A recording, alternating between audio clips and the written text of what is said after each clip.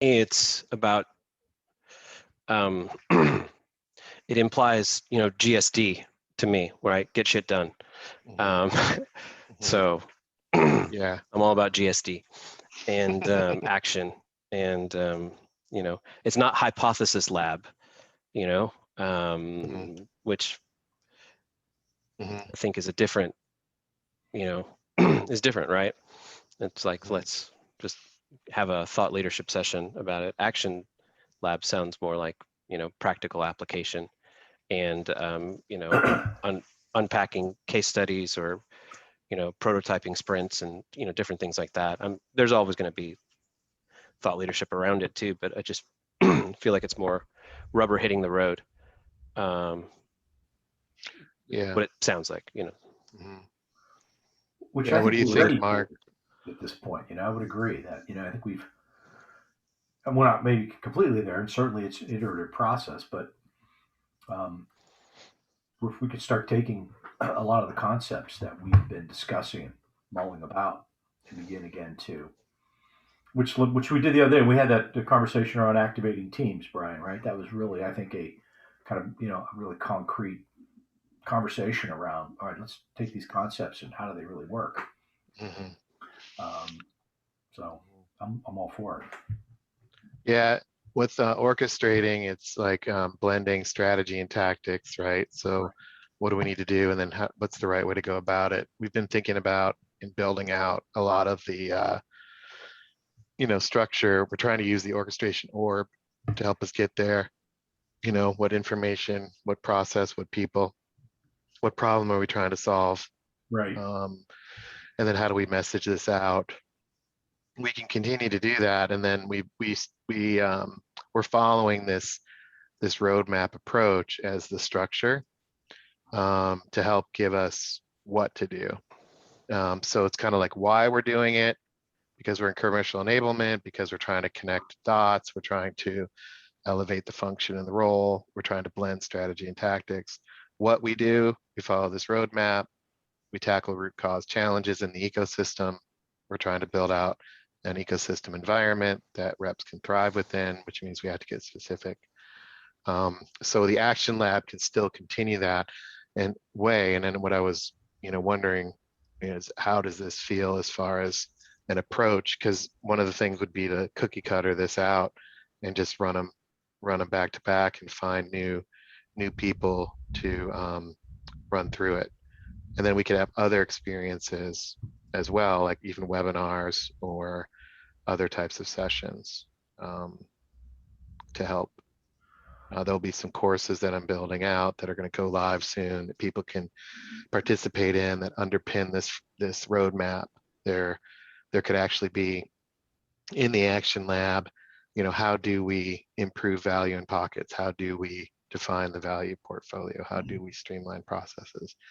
Like we could have a specific topic and roll this through every week, So we build a library of content. So I don't know, that's what I was thinking as far as the approach. What do you think, Eric? Well, words matter. You're using the word roadmap, which seems a lot more sort of concrete than the word journey to me on this particular slide. Oh, right. Okay. But that might be splitting hairs. Journey, sometimes I feel like I'm wandering. Yeah. Vision quest. Yeah. Yeah. These would all be awesome names for a laser tag place if you just wanted to open up something like that with a action lab, Right. Vision quest. I like that. Those are cool. If this enablement thing doesn't work out, just so you know. Right. And, exactly. I'm just trying to consume all this content on this slide. Feels like a lot. I'm just wondering, if someone is in enablement, either they're in consumer marketing or business marketing or some role, and they come here, they're not invited, or they're, if they show up and they're invited to check it out, and where do they, and maybe they're looking for something specific, because again, and their inclination is towards solving a problem or fixing a problem, right? Which is probably how they're gonna, and that might drive them here. And then they say, well, wait, it's that they find out that how they're going about this is completely different, So, what would attract somebody that is in enablement? What would they be looking for? When they're coming here, other than just to be, um, re-educated or maybe they want to take a course on something and then they realize it. We know what our long-term thing goal is in terms of helping them build a business within a business and orchestrating and working on the ecosystem, but they may show up looking for a specific fix initially. Yeah, yeah, and what we were gonna what the thought is really nobody's building commercial enablement leaders. Nobody's supporting the journey of a commercial enablement orchestrator and helping them get the skills like a doctor. A doctor needs to understand the systems of the body and help understand the procedures and how to think about it. There's a lot of quacks out there that want to learn how to, do open heart surgery. We're going to not worry about them. If they show up wanting to do open heart surgery, we're going to say, look, we start with the systems of the body. We have names for this stuff. If you don't want to understand that, that body of knowledge, then that's up to you. Go back to your other groups. There's hundreds of them at this point because everybody's trying to mooch off of the enablement people and trying to sell to them as a market. And really the market is very tactical and everybody's trying to push point solutions. So if you're into that type of thing, go play with those groups and talk to vendors and talk to the other groups and do your posts on message boards to get your quick answers. Go for it. If you want to build out a business within a business, we're over here. So we build commercial enablement orchestrators from scratch, which means we have to model these things out and create an environment for people to participate. And I get that there's the muscle memory internally, this constant feed the beast, and 99 people out of 100 showing up on our doors demanding things from us. But they're actually part of the challenge. They're part of the archaic sales and marketing landscape, and the world has evolved. So we're going to be the future evolvers, not the fitter inners. We're not here to fit in. We're here to drive the next evolution and digital transformation in the digital economy. Not,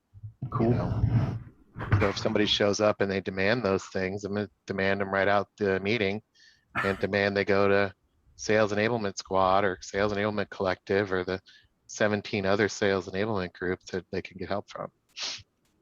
And they're not going to put that expectation on me. I'm not going to let them. If they want to be an enablement orchestrator, we're figuring it out. We're going to have courses. We're going to have webinars. We'll have content. We'll have experiences. We'll orchestrate and almost, if you will, certify people at some point. So speaking about that, Brian, so that's one thing that I feel like I'm kind of at a crossroads right now on with my team, right? Mm-hmm. I know where we're going, and it's the scope is going to get very wide and very deep, right? Mm-hmm. In the team that I have right now, I have experience, but people confuse experience and skill. And, we kind of talked about this a little bit on Wednesday, right, Brian? And, the experience is great. The company acumen is great. It's definitely helpful. However, based on where we're going, it's not going to cut the mustard for what I need from a team standpoint. So when you're talking about providing, courses and things like that, like I feel like if I had a boot camp that I had confidence in, it would be a better investment for me to send some of them to a boot camp for, a period of Mhm. time or an Yeah. ongoing program, then for me to, I feel like I'm starting to do, random enablement of my own in how I'm trying to get them to develop, because it shoots in ladders, because I've got 7 different, spinning plates at different career levels and different Mhm. scope of responsibility. And I'm going to be adding to that right now, within the next 30 days, and then Mhm. adding to that more within the next 90 days after that. So that is Mhm. something that I would see a lot of value in, because then that can be the straw that breaks the camel's back, so to speak, right? Either Mhm. Yeah, they're in or they're out kind of thing. you're in or you're out, right? I've Yeah. tried in this way. We've had incremental growth. However, based on business need, I actually need you to level up, and I don't have the amount of time to do that with you and manage the business at the same time, right? So Mhm. so that is something that I would see value in having a partner that we have confidence in, to be that speaks that sees the same things, and we don't have to be 100% in alignment, and I Yeah. know that because the ecosystems are different that we're executing within, right? Yeah. But Yeah. that's a I like to have that. conversation with. That's good. That's a good catalyst for what I'm trying to do. So the thought is, it's on the why and the what.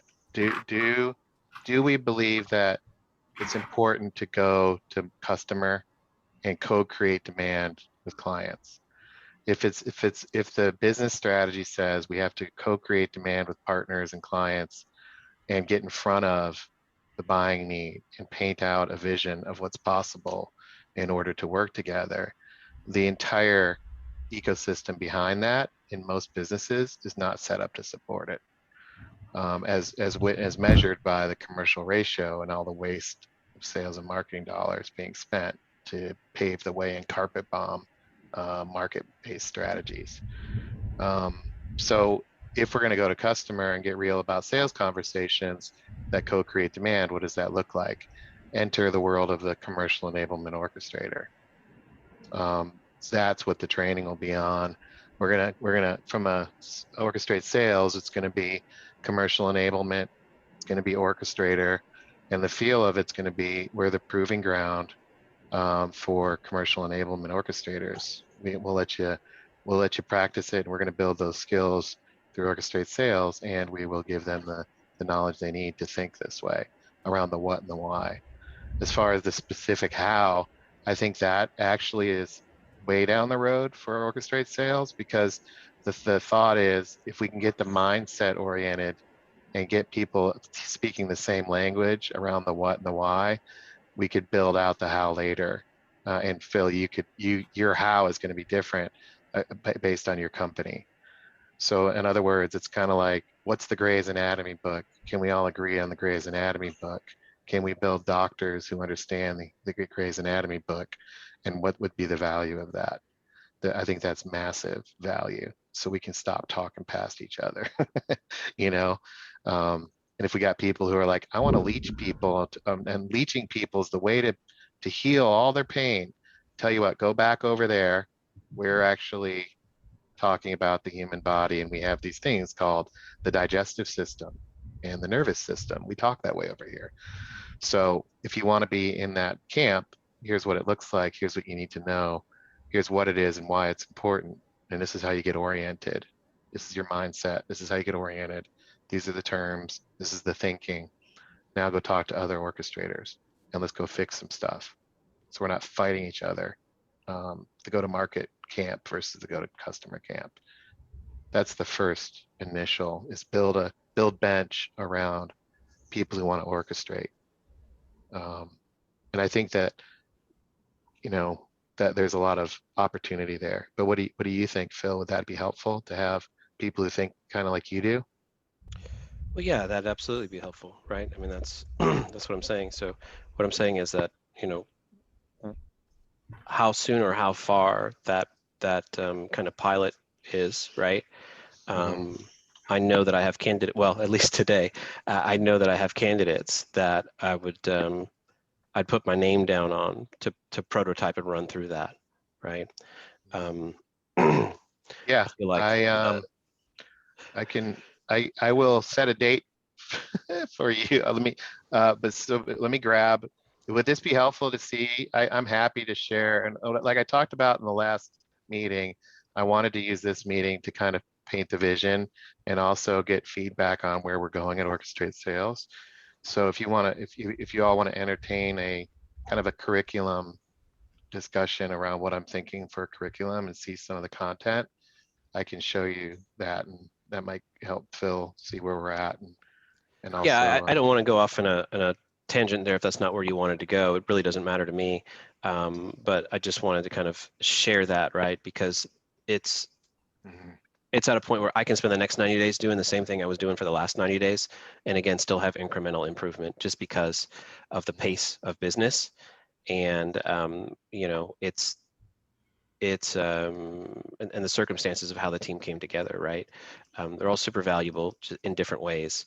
It's just the business conditions and the organizational structural changes that are coming are going to accelerate it to a pace that I don't have the bandwidth to continue to do that, right? Yeah, And it could be something that I'd be looking at in a future state as like a prerequisite for candidates. Like if you're serious about this, then you go yeah, to Orchestrate Sales, enablement boot camp, and get a certification before I yeah, you know you yeah. know engage from a higher standpoint internally.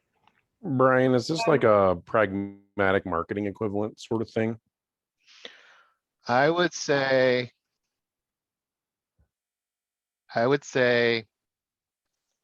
if I understand the spirit and intent of the question, um, if we look at it as a modular frameworky kind of view that all snaps together, that equips people to think on their own and be a little bit more strategic, yes. The guts of pragmatic marketing is hardcore wired to go to market. So that's my only hesitancy. It's pragmatic Yeah, yeah. marketing is actually something we have to combat, but the concept of what they're trying to do, yes. But it's go to customer, which means we've got to figure out how to orchestrate and get out of the, we got to change the content. We got to change the checklists. Well, there's nothing pragmatic about it anyway. Yeah. But yeah, Well, it's but the very modular. activity based, but it's not very meaningful today, you know? That was Yeah. around the modularity and the sort of Yeah, you can yeah. sort of learn chunks of this. Right. Yeah, that's the goal. Hey, Brian. Hey, Brian. Oh, sorry. I was just a quick piece. Where is there a slide that talks a little bit more about the co-creating demand Yeah, I'll show you that here in a second. at some point, just for my edification, being a Yeah, the whole umbrella of what we're doing is underneath this. Well, here, I'll show you since you asked. And I don't mind this because this is helping me with my talk track. And also I want to get feedback on this because I've been working on this for a couple of years and I want to make sure this is real and also that it is valuable. So the problem, in other words, I don't want to launch something that people are like, what the hell is he doing? What the hell are those people doing? So a lot of it's based on what Scott and I have been working on. This is the master slide for everything. So 100% of everything that Orchestrate Sales is underneath this. This is the entire scope of tackling the challenge. We don't do anything outside of this. The challenge with this is it's so massive underneath it. You're talking about in the history books, they're going to write about the history books of the red stuff and then the history book content of the green stuff. Like we're in a completely different transitional stage of history, just many people on the left say we're in the fourth industrial revolution. I believe we're on the right in the first digital revolution, and that the history books will say that we're in the first digital revolution, not the fourth industrial. I think anyway, there's a lot of stuff underneath this with regard to transactions, intellectual property laws, how beans get counted and all this other stuff. There's a lot of implication here. But anyway, the from what to what is go to market, go to customer. The left side's go to market. We want to go to customer and we want to support leaders who are going to customer, which means they're co-creating demand, which means they're focused on identifying possibility. There's a new 4 Ps. What's possible, what's the pattern of the business, what's the path that you take clients on, and what proof do you provide? This content on the right side, the selling skills, everything's 100% different. In fact, it's so different that there's a whole process to get people untangled from the left side into the right side, which is what we're doing at Orchestrate Sales. The things that I'm doing is trying to get people unplugged from the left and plugged in on the right. And so it's not about everything you've learned is irrelevant. It's about everything you've learned is irrelevant, but your skills are relevant. Your skills and how you see the challenge is important. The tactics are not going to get you there. So it's like the matrix. You're plugged in the matrix on the left, you're unplugged from the right. So we've got to create the new one. So this will reveals itself more and more, but this is Scott's seminal work that he started 15 years ago. Go to market versus go to customer. The whole entire right side is what we've been building for 10, 15 years. Phil's seen some of it when we worked together in the past. Barry's seen some of it. We're trying to implement the right side, but the left side is billions, if not trillions of dollars being spent on the left side. So you can take the red pill and wake up and forget about it, or take the green pill and see how far down the rabbit hole goes. That's right. Right. Got it. Exactly. Is there anything underneath a slide, a layered slide below this, where we talk about, possibility and pattern and path and proof? There's definitional stuff, yeah, but Okay. yeah. I think one thing that what you said before, Brian, about the shift from go to market to go to customer and co-creating demand with the customers and partners and so on, and what you show here, it's not just about a digital transformation. If you compare orchestrators, if you compare us to most people who are out there, the ever increasing number now of people saying that they are in sales enablement. We've talked about this before, the tactic, the strategic thinking, and what you do. What is very, very typical for us is the transformative mindset. So that we don't look at things in the lens of, well, we are going to improve this piece, we are going to change this piece, and hopefully everything will gel together. What we have at the back of our minds to start with is we see everything through this transformative lens. And when you do things in a company, when you not just incrementally change something, but when you actually take the organization through a transformative shift, what happens there is you do something that really makes them do things in such a different way that they are not going to go back to how they did things before. Right? When you change something, you can go back to what you did before. When you transform something, well, then you have really changed into something you are not going to change back. Oftentimes you cannot even change back because the transformation was so great. Yep. Yeah. And I think the transformative mindset, the transformative perspective, and what we do, the transformative nature, is a key differentiator between the orchestrators, the business within the business, the systems thinking, as opposed to the other guys. Yep. Yeah, we've cast that as you're either here to innovate or you're here to operate. If you're here to operate, go operate, go play football. If you're here to innovate, go play soccer. Both games have a ball, they have a field, they score points, same language, Players are players, coaches are coaches, they play in stadiums. It all looks incredibly similar, and it all feels incredibly similar. And it's the same language, but the games are completely different. Operators want to know how you do something, and they want to get it done, and they want it to be best practice. They want it fully proven. They don't want to put their neck out on the creative side. They don't embrace the creativity. They embrace the idea of the activity getting the reward.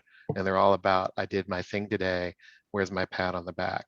And if you want to operate in that space, which by the way has been the go to market side, has been highly operationalized to the point where you can get 2,000 metrics on things, and you can get at companies like IBM 350 different sales roles, 350 different sales job titles. It's been so highly operationalized. It's a Rube Goldberg machine of complicatedness. It's not even complex, it's complicated. And no matter what you do, you can't move. But the idea that we're all in it together and nobody's bucking the system, and the way we work is we operate the hell out of this and we all go home, go do that, fine, go operate. The innovation game is the what and the why. And if you can't get your head around what you're doing and why you're doing it, and create space to be creative, and to your point, Helena, have the mindset to think differently, to tackle complex ecosystem challenges, then this game on the innovation side is not going to feel right. And that's the innovation game that we're playing at Orchestrate Sales. These meetings here would drive operators batshit crazy. They would go nuts coming to these meetings, and they would immediately show up going, I don't know what I'm going to use when I leave this meeting. Well, go to another meeting then. We're innovating over here. Help us innovate. Well, I don't know what I'm going to use. Well, the cotton gin had to be created from scratch. If somebody showed up and said how I'm going to use this thing, and they got 2 sticks in their hands, you're a little early, so that's the game of innovation, and orchestrators play the innovation game. They look for leverage, they look for synergy, they bring things together, and they start small, much like any great innovation. It starts small in the garage, and that's how you put men on the moon, is to the right side. Once we go to the moon 500 times, you operationalize the crap out of it on the left side.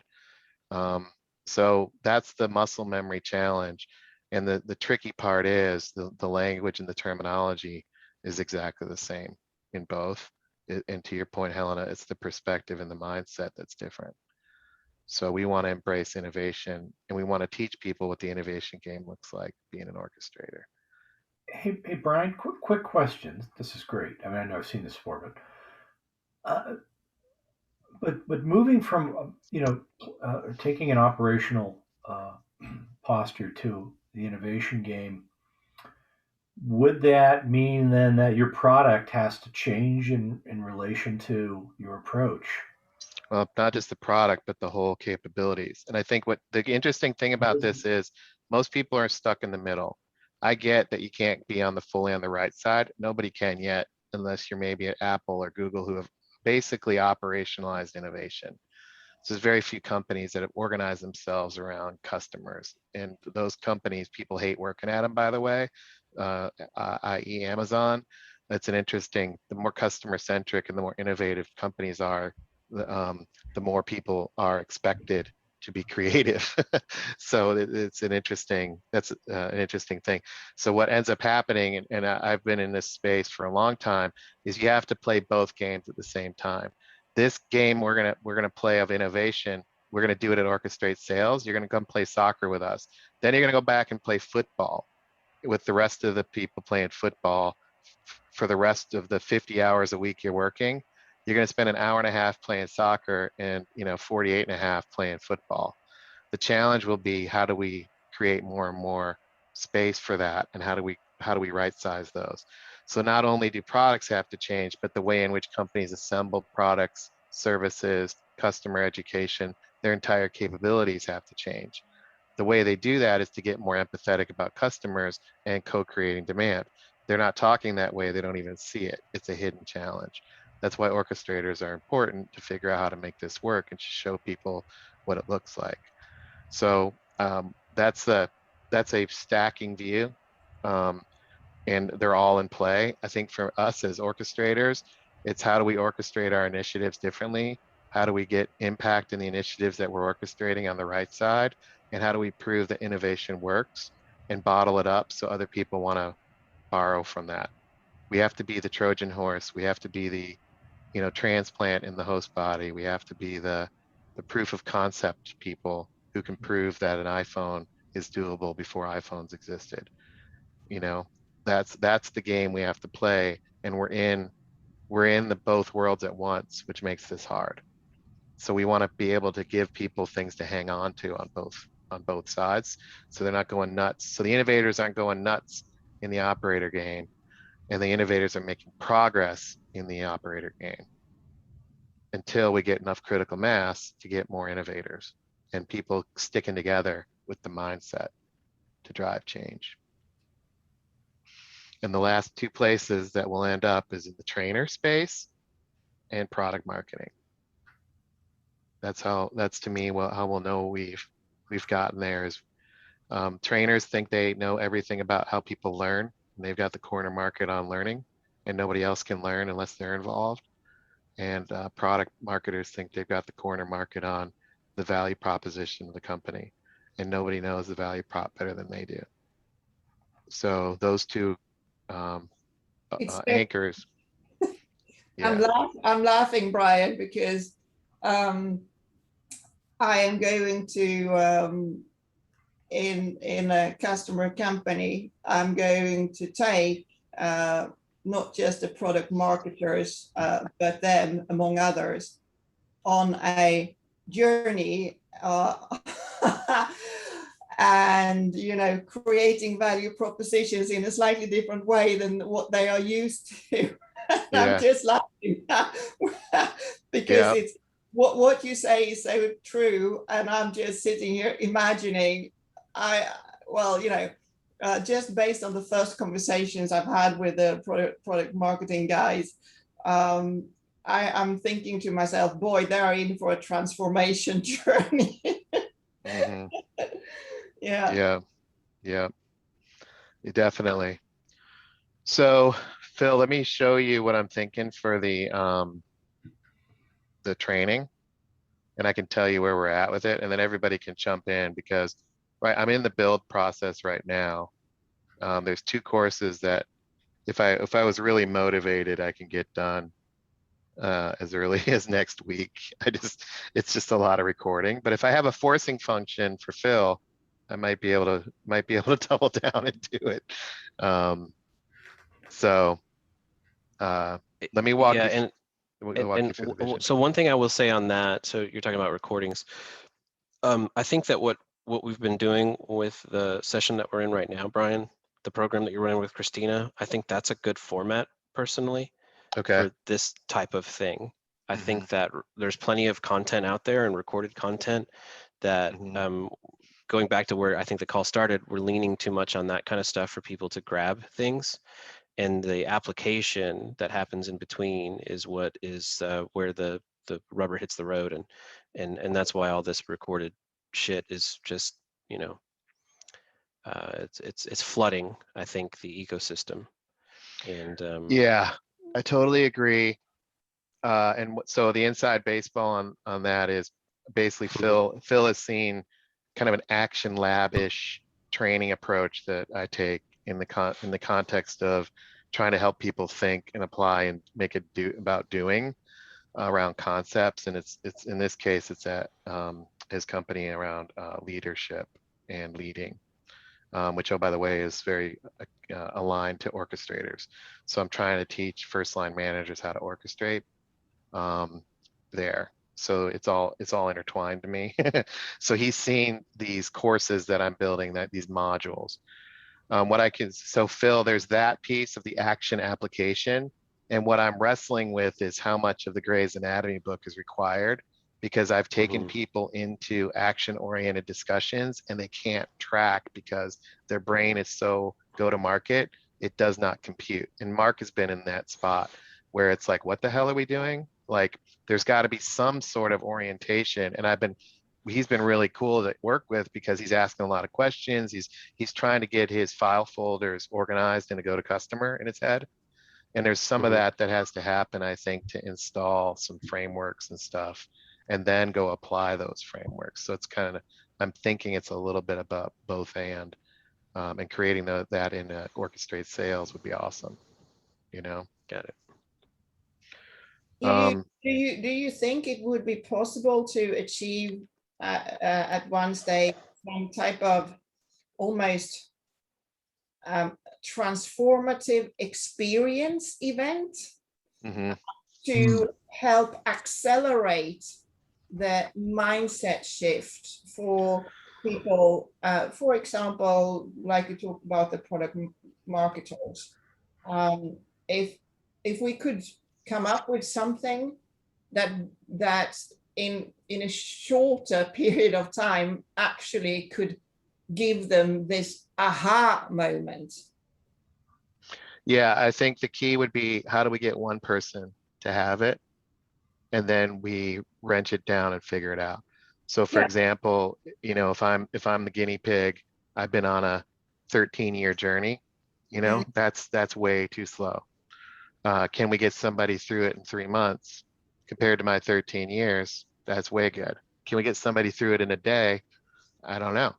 But I think if we can't get one person through it in X amount of time, then, you know, we don't have anything to work with. So the goal would be, what do we get people through, and can we get them through something that gets them to the end state, being an orchestrator? And what does that look like? And how do we create the environment for that to happen? And then tighten it up, right? So that's kind of what I'm thinking about here, is as I'm the first guinea pig, the first follower, and there just wasn't a lot of stuff on any of this. And, you know, I got eviscerated left and right just trying to do it. So based on what I've learned, what have I built to help people have less trauma than I had? Right? But I like the approach. It's just, as an orchestrator, let's practice what we preach. Let's get it working with the smallest group possible, which is us. Can we do it? Can we use it? So part of this would be, I would want you all to go through the training yourselves and through these experiences. And then let's see who else can come behind us. Let's practice what we preach. And let's, in the spirit of innovation, figure out how to work together to build what we need to build, as opposed to putting orders in on me, which I know you're not doing, Helena. I'm just saying, we're wired in a go-to-market space to say, here's all the stuff you should be doing. You should write a book on this. Well, that's great. Sure. However, I'd like to get one person to get their mindset changed, so that to help Phil. I'd rather do that before I write a book, right? So those types of things are going to constantly come up because we orient around it. So can we figure it out ourselves, and can we do it, right? That would be where, as an orchestrator, I'd recommend we start, and that's what I would recommend orchestrators do, is focus on the smallest and get it working. Does that make sense, Helena? It does. And yet I wish we had that. Well, let's build it together. This is how you create the aha moments. Let's build it together. Let's build it together. Well, so here's what I'm thinking. Let me just share a professional development. So under Orchestrate Sales, what if we did professional development, you know, commercialized commercial enablement? So we'll create, under the sales enablement pyramid, a SWAT team, a Delta force of commercial enablement orchestrators. So what does that look like? And then, you know, there's a difference between certification and certificates, and sales and marketing has bastardized the whole entire thing by offering certifications where no other profession would say, congratulations, after 90 minutes you're certified. It's dumb. Certification equals letters after your name, and that's what I would be shooting for, is putting letters after people's name. Certificates are skill building things, and sure, we can give people orchestrator certificates, but I would want to give these commercial enablement leader certification, and do that through certificates, experiences, and, you know, testing, basically. So this is an example of it, and I'm not set hard on stone, but, you know, Phil Medina, CEL, commercial enablement leader. What does that look like? You pass the exam, yada, yada, blah, blah, right? It's just like a PMP, but it's just structure. And this is all to be determined on if this is even doable. It's just, I'm just trying to cast a vision. Basically, we're looking for people who want to be enablement leaders. And it would be online, pop quizzes, animated, right? So standard stuff that everybody's used to, that to create a foundation that then they would go do and experience. So it'd be two kind of fields. There's the, you got to kind of install the software and the language, and then you got to go apply it. The action labs and the experiences at Orchestrate Sales is where they go apply it. But what we're going to find is people, if they don't have the understanding, they're going to come apply it. And it's kind of like giving people a loaded weapon and they don't know how to use it. They're just going to show up and frazzle every experience, right? So without some sort of understanding of what we're doing. So this would be the courses, you know, there's be some courses and we blah, blah, blah. So I've got this kind of figured out from this regard. So that's just standard. But what I did was I mapped out 2 courses. So there's one course is called the Introduction to Commercial Enablement. And the second course is basically the Orchestrator course. And that's what we would teach first and launch. I could launch those pretty quickly. So do you want to see that content or get a kind of an overview of those courses of what I'm thinking? I'd like to. Quick question: at some point in time, would you know, like, you know, you'd have to. Would you create a? I hate to say society, but because, like, for instance, I'm a member of the Performance Improvement Society, right? And there's you can get an ISPI certification through taking courses in performance and, you know, the HPI model, that type of thing. Would that be, you know, is that kind of a long-term goal in terms of having this, you know, how do you formalize and, I don't want to say legitimize, but, you know, really formalize a designation or a certification, you know, that becomes, yeah, we could have that at Orchestrate Sales. Okay. The key is to get it right and get it working, Okay. and to build the community. And then, yeah, I mean, eventually it could be its own thing. And I think we would always be considered part of the Sales Enablement Society, but it's totally separate. Like, I don't want to co-create a new Sales Enablement Society, but it's about, we're the standard. Basically, we're setting the standard. Who wants in on the standard and who doesn't? If you don't want to be on the standard, then go do something else. We're going to set the standard for commercial enablement and orchestration, and we're going to figure out the digital economy and how to work in it. If you don't want to do that, go operate stuff. That's kind of the vibe. So no affiliations, hardcore affiliations. It's standalone. Mm-hmm. But we would put the research, the standards, the thinking, the structure, the taxonomy. This whole thing is organized into a modular approach. We would have that, and then I'd see us, you know, having committees. Like, what's the committee that manages this body of knowledge? Right. So it's not just me. It's like there's a group of people who are like, here's the release to the standard, here's the release to the training, so that we can get better at this, and that we build relationships with commercial officers, chief commercial officers, and things like that. What do you guys think about that approach? I'm digging it. I like the overall idea of the certification. Since there is nothing like this, or at least I didn't find anything like this, you can still go to HubSpot or some other places and get some kind of certificate for something, but then it has a value in the HubSpot community, but not as such in the overall sales enablement orchestration community. So I like that idea. the thing that I'm seeing in, for example, the HR people, they have like two major or more important certifications or certification paths like this. They offer afterwards a place where those people can meet and mingle and share, and job fairs and all kinds of things. So that might be something where so people who are alike and have this orchestration certification can meet and and find each other and ask questions and ask the hard questions. Yeah, that's right. I think my vision is that just as, I mean, transformation really is a mind shift change that is helped on the way if people have the aha moment early on.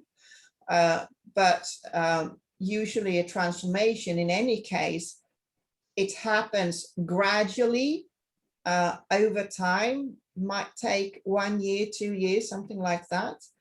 I would love to see orchestrators or commercial enablement certifications at a university degree level, where it's not, you know, a theoretical exam.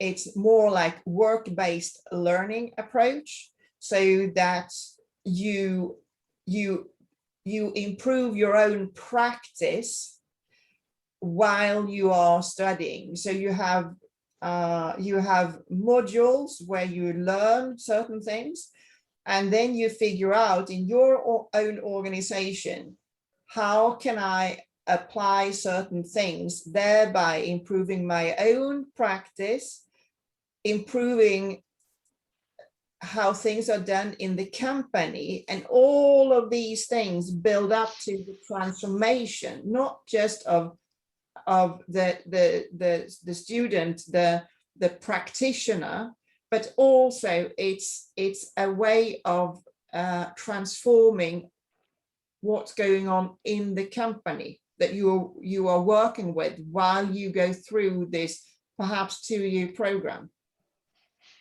Yeah. So what I'm hearing you say there is, and if this isn't what you're saying, just, you know, I'll use my own words if that's okay. Yeah. But what I'm hearing you say is this idea of formalizing and professionalizing is important, but in the context of equipping people to transform their companies by actually doing that and teaching them ways to do these things, so that after the course of a year or two, they've not only gotten the skills and become more professional at orchestrating, but they've actually impacted their organization.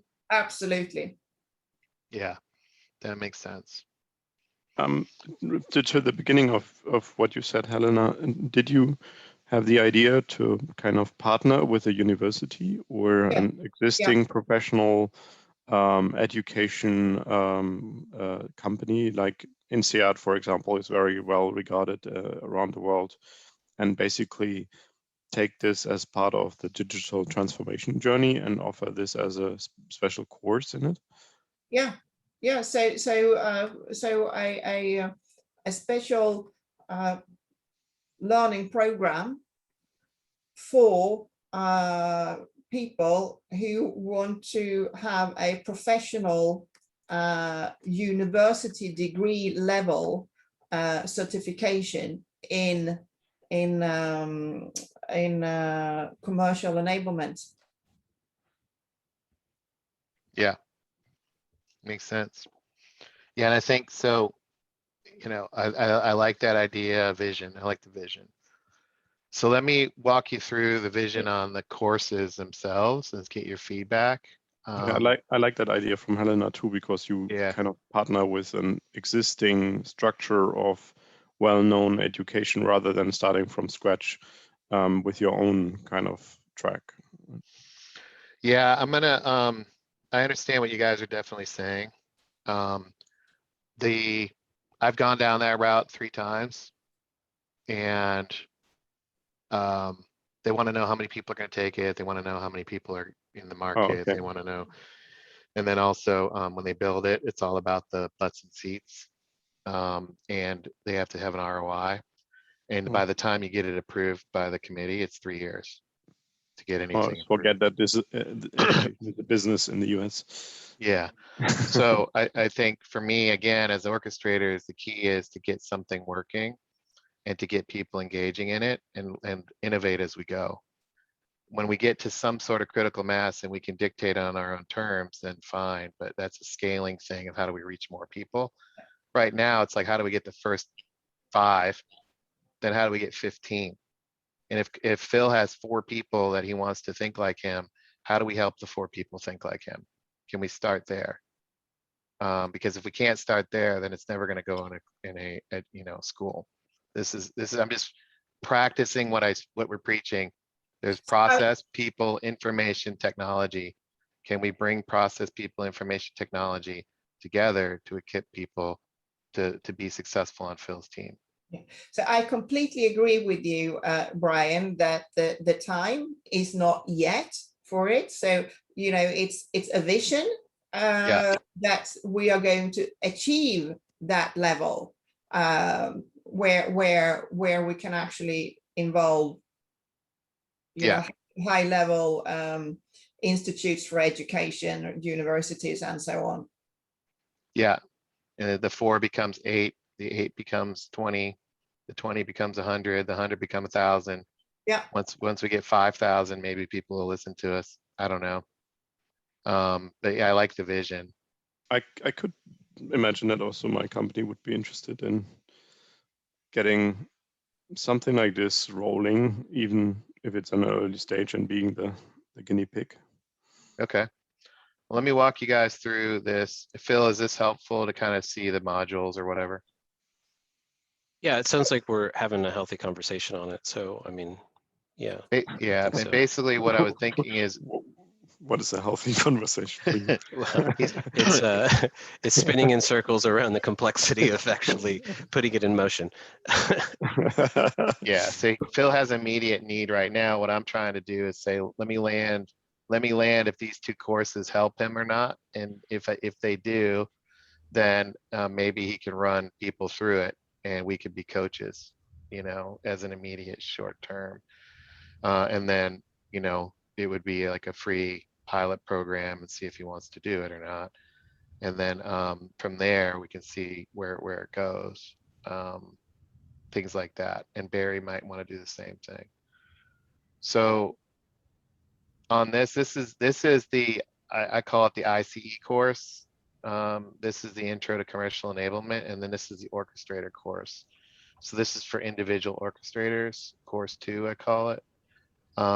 Then there is so these 2 are almost done. Then there's a course 3, which is the manager role where you're running commercial enablement. And then, so you're kind of operationally disciplined, and then on the innovation stuff, and you're helping drive the charter. And then course 4 is a business within a business. And then course 5 is what's the maturity model. All of these have content and all of them have the slides. This all exists in a rough format. The putting in the LMS at Orchestrate Sales would start here, but there would be 5 courses that underpin the certified enablement leader. You would go through the first 5 courses, which is introduction to commercial enablement. What's your role? How do you manage? And then how do you lead to get to enablement maturity? This over here, this maturity piece, this is the maturity model that we've been talking about, and this is the roadmap. This is the actual roadmap, Phil, that you've been going through right here. There's the 15 milestones. So that course is over here, but what I'm finding is if you come in cold to try to do maturity model and you don't know what orchestrating is, and you don't know what it means to run a business within a business, and you don't know what services are, or if you don't know pipeline talent and message enablement, if you don't know go to market, go to customer, what it means to be an orchestrator, then the whole thing gets hijacked by the go to market crowd. So this is the, you know, barrier to entry to think about maturity and evolution of a function that can be the right hand to the CEO of or commercial enablement or commercial officer. Yeah, that's the challenge right now, I think, in the trenches, because these conversations are being had, right? But the problem is that it's not like a separate work stream. It's cumulative to everything else that's happening, so they don't have a way to separate it in their Yeah, mind and right. focus on it and then apply it. So this stuff is Who's they? happening. Your Team members, yeah, Okay. team members, right? Okay. So we have the conversations of, you know, what good looks like, and you know, the pillars of enablement and whatnot, and then okay, cool, that's great, we got it, right? And then it goes to, oh man, how am I gonna what are we gonna man, we need to figure out, these questions are terrible, these discovery questions are terrible, we need to fix this, right? It goes right into like tactical you know, ping pong mode, right? And rather than them lean on some of the stuff we talk about, they try and fix it themselves, as opposed to say, hey, product marketing, you know, what were the buyer personas that we used for these talk tracks? And, you know, what's the data that we have that support the target industries that for this particular widget or whatever, right? So they're not going back to the source spot to test that data, test that information, and then say, okay, so when you said X, what you really meant based on what you really meant was Y, so we should be adjusting the talk tracks in Z way, right? So it's that rubber hitting the road on some of those things, and cross-functionally holding others accountable while being a good steward of your own business, the component of the business, the function that they support. That's kind of where you know, I see a lot of value in being able to do this as a course and then use those type of examples, because they can't separate it being in the trenches. I feel like just now, Brian, or just within the last couple of weeks, the leaders that are in that session, in that program, are just now starting to get it, and just now starting to separate themselves from the tactical, you know, chaos that it controls their mindset. Oh, interesting. Yeah. That's why I think there's this interesting process to go through. And it's like software. How much software install do we have to not make the wheels come off, and at the same time let them free their mind a little bit to operate in that space of strategy and tactics, right? That's the thing I'm trying to wrestle with here. And the Orchestrate Sales can help by saying, look, there's this place, you go hang out there, go play that game for a couple hours a week. And then things will work out, right? Go play with go practice that golf swing over there, and things will work out. Because we can't change the whole place at once.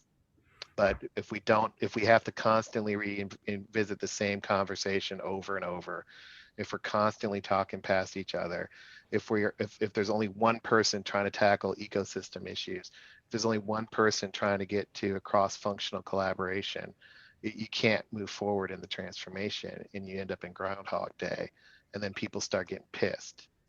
And that's what happened to me. So that's where I think Orchestrate Sales value is to say, look, we've seen it before, we've got some underpinnings, go practice these frameworks, go use these tools, let's role play this out for your leaders, here's some things you can try, and oh, by the way, here's ways you can engage internally.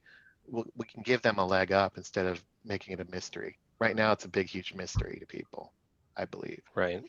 So Phil, how do we demystify it? Phil, do you have discussions about roles and responsibilities a lot? Because Oh it yeah, sounds, absolutely. yeah. Okay. Absolutely. So how sharp is what you know about your team, what you're responsible for, and then how much aligned is it with the marketing leader and the sales leaders and so on? You mean how clear is the scope for my team? Is that what you mean? Yeah, Like, and the roles that you have in your team. So if you say, going back to the source and asking these questions like, what is the buyer that you intended for the stuff, and how well is it defined? Then it also goes back to knowing exactly who owns what or who's responsible for what, right? And many Right. times I feel that's unclear. Yeah, it is. It is absolutely unclear. And then we have different perspectives from like prospect marketing, product marketing, customer marketing. For some reason, they don't all have the same idea of who target markets are in some instances, right? And so they all have a source of truth, and we have to balance that source of truth depending on the group that we're enabling based on in that moment, right? So I feel like the answer is yes, Sasha. The problem is that there's new leaders that are coming in and new motions that are happening, and kind of disregarding some of those previous conversations. So I feel like that's a conversation that's constantly reinventing itself right now, as we structure up additional groups to support the business. Key example, we now have an M&A group that is responsible for all of our M&A diligence, right? So what they are doing front end stuff, like obviously should we buy this company, but then they're also doing implementation stuff, like how do we harmonize this in the company, which means they need to understand, what are the inputs and what are the outputs in order for a harmonization to happen and enablement to happen, so we can start to monetize the capabilities that we're acquiring, right? So that is fantastic for me because I can say, oh, here is my list of inputs, here is my list of outputs, here is where I get those inputs, here is why that's valuable. And in the process of doing that, stuff is coming out of the woodworks of that, was great that people stopped doing because there was a leadership change or a headcount change and we have single points of failure, or things are coming out of the woodwork and saying, well, this is new and we want to do this. And we say, okay, well, you're reinventing that. We need to align to one standard. So we're actually revisiting all of the standards and frameworks based on that activity right now, because it's the right time. We have the right groups that are structuring up and they're asking those questions, so that way we can have that conversation and then have a source of truth that we execute for a period of time that everyone agrees upon, right? So the answer is yes, until it changes because of the leadership and the organizational dynamics that are changing. And now I feel like the answer is going to be yes, and we reevaluate this every 90 days based on, you know what I mean? I feel like we're finally getting to that point where it's yes with confidence, as opposed to yes, Brian and I understand it, but then Brian moves to this space and then Eric comes in and he has a different idea. And, rather than recalibrate, Eric's team just starts executing to his vision, right? So it's been a challenge getting there. Every time I feel like we got it, there's an org change or a leadership change that starts to ask the questions to resurface the conversation. Okay, at least This you has have happened that twice conversation. in twice in 95 days. This has happened, right? Wow. Already. So, I mean, talk about speed, right? But do you document that as a company? Not only you, I mean, really as a company, because roles and responsibilities are one of the core elements. And I know people are lazy around it because it's a lot of work. Yeah, it sounds like a great idea. I'd love people to do those things, but I mean, I keep score for my.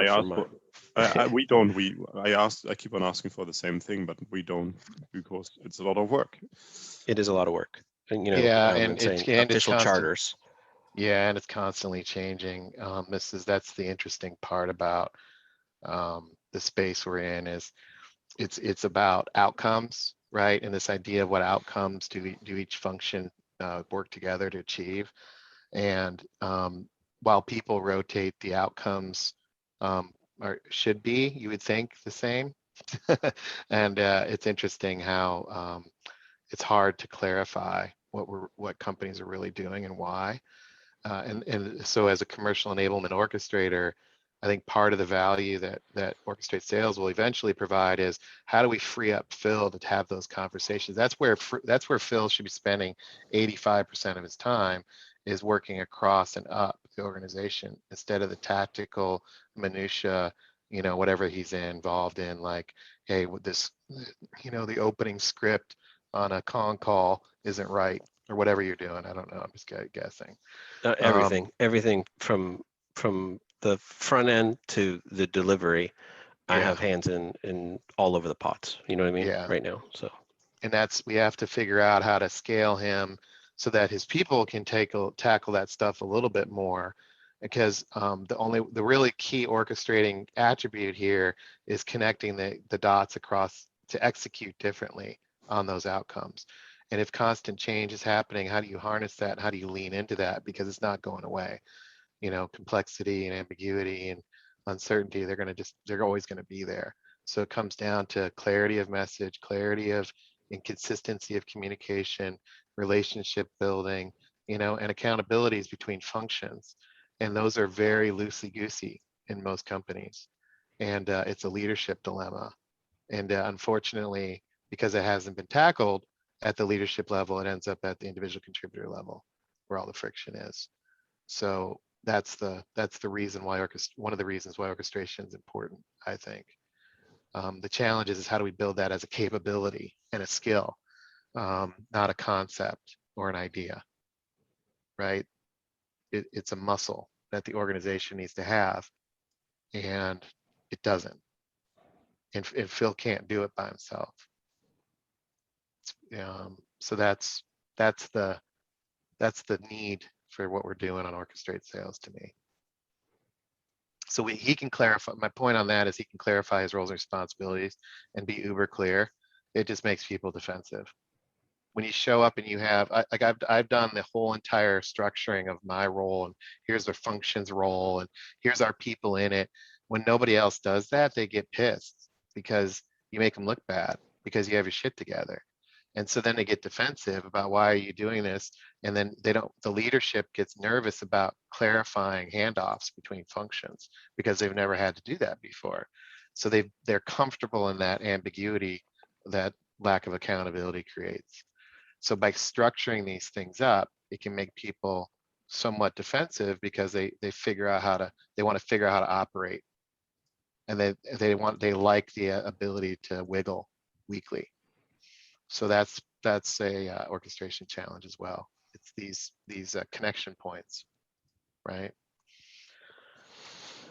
People process yeah, it does. information. It definitely builds defensiveness, right? Because then if I'm a leader and my team does this across their pieces, and then I agree to that, and then I ask them to do something about that, it gives them an opportunity to hold me accountable for not widening their scope and asking and having unrealistic expectations. That doesn't mean you can't obviously be a team player and expand and all that kind of stuff, but a lot of, I don't know, these other groups just don't seem to want to sign up for that.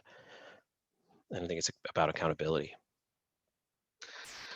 Yeah, and then you end up like, hey, I'm a leader, you're a leader. Do we need to go to mom and dad to figure this out, or can we do that ourselves? And then that's the fun part, because it's like, because this is going to get resolved if you stick to your guns.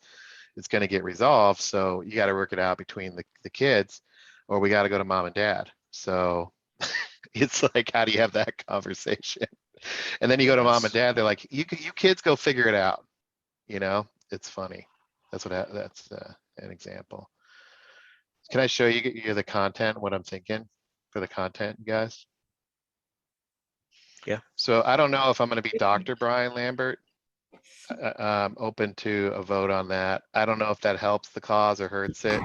I never use it. Somebody said I should use it for this. I don't know. So I'm open to feedback. I'll do a talking head video, and then the rest of it will be voiceover. This is the introduction to commercial enablement course. It looks like this. This is a pure e-learning with action to go do. So they're filling things out. They're going and trying things. And then what I would do is I would map these action labs to these courses. So they go do it. There's a discussion group on the course, and then there's the action lab activities where they go try to use this and get the help they need. So I would create the experience that supports these courses, and we would have a rolling approach to creating those experiences.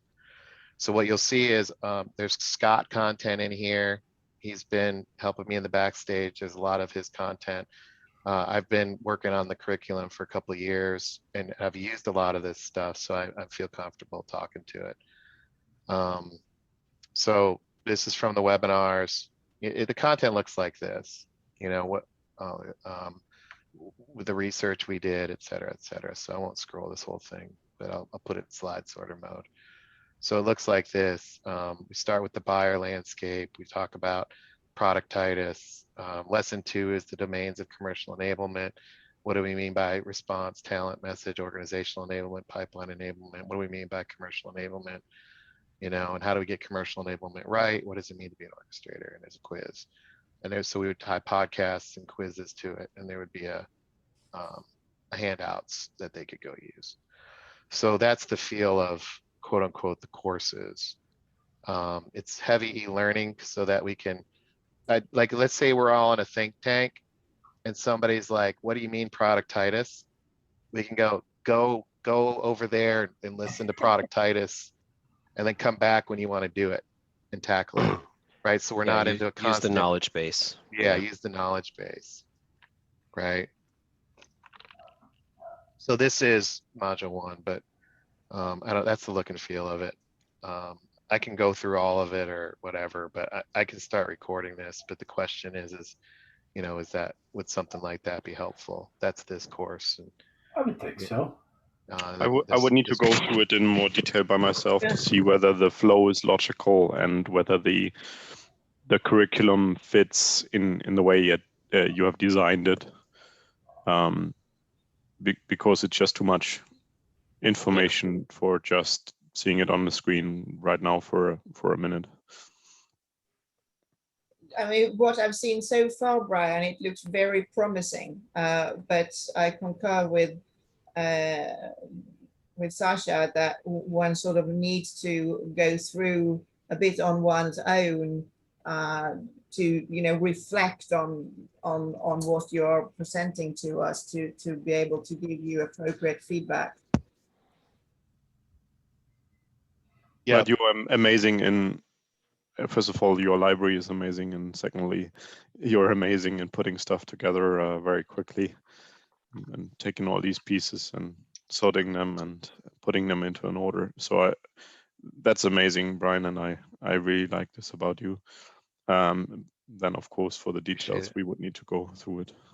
Yeah, appreciate it. I think there's a whole taxonomy that powers the whole entire site that this fits in. So the whole taxonomy sits behind it, and that's really what we would be driving out as orchestrators is what's the taxonomy and all that, the ITIL equivalent.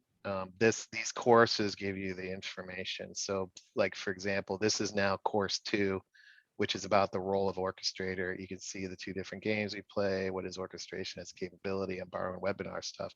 But one of the things I did was I took this. So this is our precursor to the roadmap discussion. And in the roadmap here, we're talking D. So we've been working on just layer D, you know, this layer for 10 weeks with you guys. So I took the A through J's and I turned it into a canvas. So for orchestrators to be successful, you need to be able to think about your function in this way. And then I go through each one of those and, you know, how would you define your vision? How would you, design your function? And I just go through the A through J's and I talk through how you do it. So how do you do it? How do you do it? How do you do it? How do you do it? How do you do it? And there's activities that they go do to kind of noodle this through, but they're going to need help to think about this. That's where I would think one of the roles that you guys could play is you could go through it with me, and then you could help people wrestle with this so we can accelerate. And one of the things I was thinking is I could kind of certify you, and you guys would be the first batch coming out of this because you understand the body of knowledge, and then you turn around and coach people through this in your own time and however you want to do it. But there's a scaling challenge on all this. It's a lot to wrestle through. You don't have to do that, but I definitely would want you to take the content and give me feedback on it for version 1. But this is the role course. So I switched courses. I have all of it's designed. The activities and the workbooks are created kind of halfway. They're almost done. and I'm starting to shoot videos. So if Phil, if this is something that would help your team, I could, and you want to roll them through, we could figure out that. If it's too much, you know, I get the, you know, I totally am cool with, hey, this is way too much, too fast or whatever, you know, but it's like eating an elephant. How do you do this one bite at a time kind of thing? Right. You know? Yeah. It's just so much to digest for sure. For sure. Yeah. Yeah. I think that'd be good to maybe look at the curriculum, you know, if and we can hone in on a segment and say, let's do that because it might help you in the delivery and in kind of prototyping on them as a for a recorded session as well. And I might want to tailor it specifically to us a group of individuals as opposed to the team in general. Yeah. You know what I mean? So we can probably talk about that a little bit more tactically separately. Yeah. That makes sense. Brian, I'm happy to do both. One is the content review, and B, being the first consumer or one of the first consumer of this Yeah. course. Awesome. Because I actually like it also, and I'm happy that you're creating something like this. Yeah. And then we can test it out, and also can test your training technology, whatever you're using, because that's the other part. And I wanted to add one more element. When I did my last course, there we had a coach, and we also had a group of other students that were doing the course with us together. Although the delivery was on demand and videos and so on. We had homework assignments, and we would review these homework assignments either with a coach or mentor. And then at the end, we had a big assignment, which was then done with PA reviews. Yeah. And that helped me a lot to internalize basically the content. Because when I was watching it, obviously, I was watching it and trying to consume it and take some notes and so on. But then when really working through the homework and thinking about the situation that I was in personally in my company, then all the magic happened of connecting the dots and using it the first time. I completely believe in that approach. Yeah, that's what I was thinking. So if you think now, click out of Orchestrate Sales and say the whole entire Orchestrate Sales umbrella, how do we replicate that? So for example, there would be people going through the courses, but there would be coaches coaching, and there would be experiences that they could go through that are actually places for them to role play and try. So for example, how do I sell this to my executive? We'll come to that action lab, you role play it, we'll beat the crap out of it with you. It's built on use the slides that we showed you in the courses, right? So you're actually using it, you get a coach, you're going through it, we're all learning together, and then we build content from that back into the community. So the reason why like Parker and Bruce are on here is so that when we're starting to do these things, we're folding it back into the taxonomy, whether it's a blog post or another graphic, or if we're sketching out on a whiteboard, we can render that visual and put it back in. So we get into the flywheel of experience and you know, empowerment to tackle these things and work them through. So I definitely don't want to be like the only guy teaching. I just want to create the environment where the learning happens and provide the structure, and then turn it loose and see what happens. And so just that, I love that vision. I want to definitely figure out how to make it happen. You know, you guys go through it and let's figure out what that looks like, and let's try to orchestrate it, right? People, information, process, and technology. And how does it come together? And let's do it together. I can't do this by myself. Absolutely, You know? absolutely. I'd be happy to you know, help you out with this. I think it's incredibly important. So Yeah. all kudos to you, Brian, for the work that you have put in here, really. Well, I mean, you guys were patient to go through the action labs, the think tanks. A lot of it's been Scott, obviously, too. He's not, the reason he's not into right now, like, let's build an army of enablement people, because he did that with the SCS and all that. He's at the so far the pointy end of the spear that he's giving me all the access and all the examples that we need to build this, and he's going to sanction it, and he's going to help us get the word out, and he's going to come do webinars and all that stuff. He just doesn't want to be in the build, curriculum build, recording module mode, but you can see all of his content. He's a big supporter of this. He's excited about kind of this academy view as well. So he's definitely had a key role in this too. So I'm excited to have everybody together and working through this. I'm kind of like the structure of the brains that you guys, everybody's been involved in a lot of this over the years too. I mean, Helena, you've been with us since Forrester days. Yeah. Barry and Phil, I've worked with them for 4 or 5 years. So there's been people on this long slog. This thing about it is like people like Sasha who have been trying to do this, they don't have support. And, how do we give people like him the support to do this and then fold them in so that they have what they need to drive transformation? And some group of people has to do what we're doing here, or else we're all going to end up in Groundhog Days, switching jobs, getting pissed at our bosses, constantly over and over again. I want to break that cycle by elevating roles, because I've been in 5 sales enablement startups, and I can't handle being in company right now because I would go crazy trying to explain. You're non-employable. That's hilarious. Yeah. I'm like, I can't do it right now. I gotta help people be able to talk to this. Or You're too educated. no, I'm too green pill. I have no patience anymore. Yeah, I can understand that. It's the whole world in zeros and ones. That's it. Yeah. Before time runs out, I have another question.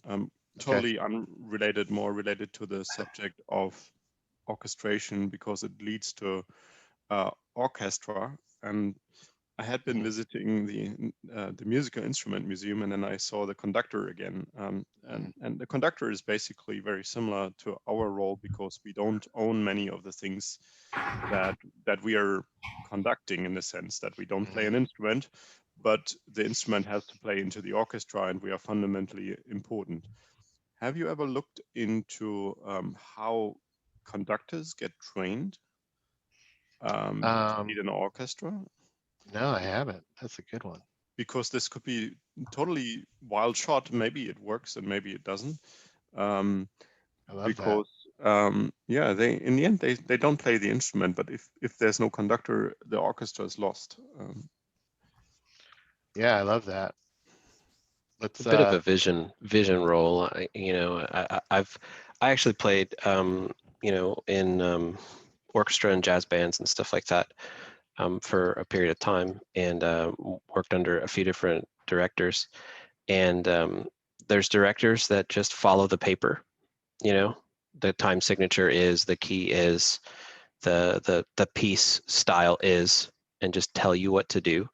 And then there's so you could see conductors doing this, and then you can see conductors doing this, right, where they're like one, and that's really what separates the great ones. This is very similar, obviously, right, is how do they speak to each group and help them understand the value and the beauty and the purpose of their group by themselves, at the individual level, and then as the functional level, right, the trombone section, and then in the greater orchestra piece. And every conductor that I had that was like awesome, was super passionate about everything, not to the point where they were just Nazis about the performance, but they were inspirational, and they cast vision, and they created that shared vision, which was what differentiated them from someone that knows how to conduct, right, versus someone that's an inspiring conductor, just from my experience. I like one thing very much about the conductor thinking, in the sense that you are leading everyone. You are the visionary, as you said, Phil, the one that brings the passion out of everyone involved. Yet you don't have to be an expert in every music instrument. You don't have to be an expert in playing all the instruments, right? Correct. Yeah, correct. As an orchestrator, as a person building up a sales enablement function, there is no way that we can be experts in every role that probably will or should be part of an enablement function, or could be part of an enablement function.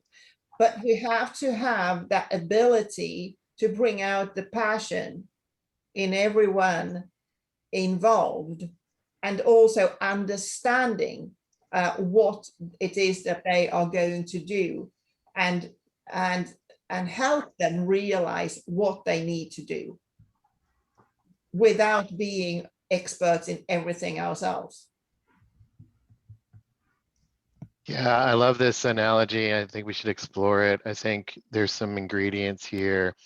Like if you're gonna be a conductor, you better know music and how to read music. If you don't know sheet music, how are you gonna be one? And then you gotta love the music. You gotta love the concept of the music. If you hate your job, then what are you gonna, you know? And then I think there is a very prestigious view of some sort of educational component of being a conductor. You gotta go through some sort of learning.